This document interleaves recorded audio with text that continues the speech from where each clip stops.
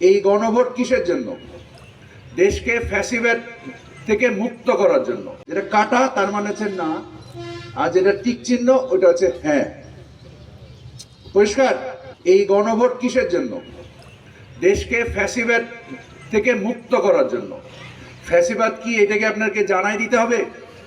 আপনারা কি দেখেন নাই যে আপনাদের প্রতিনিধিত্ব কারা করেছে?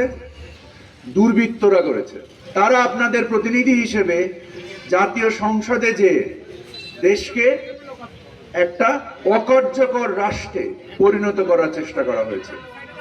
দেশের দুর্বৃত্তায়নের ফলে, সম্পদের অসম বন্টনের ফলে এই দেশে এক শ্রেণীর মানুষ শুধু ধনী থেকে ধনী হয়েছে, আর অধিকাংশ মানুষ দরিদ্র থেকে দরিদ্র হয়েছে।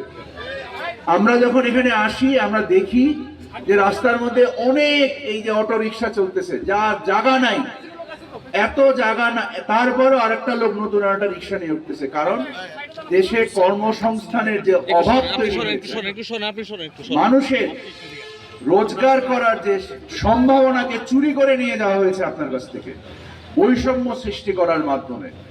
এই বৈষম্য সৃষ্টি করার মাধ্যমে আপনার প্রতি প্রশাসনিক অবিচার, জুলুম চাপিয়ে দেওয়া হয়েছে। আজকে রাষ্ট্রের বিচারালয়, রাষ্ট্রের প্রশাসন, রাষ্ট্রের আপনার রাজস্ব বিভাগ, রাষ্ট্রের ব্যাংক বিভাগ, রাষ্ট্রের ধর্মীয় প্রতিষ্ঠান, এমন কোন প্রতিষ্ঠান নেই যে প্রতিষ্ঠানে দুর্বৃত্তরা একটা ক্যান্সারের মতো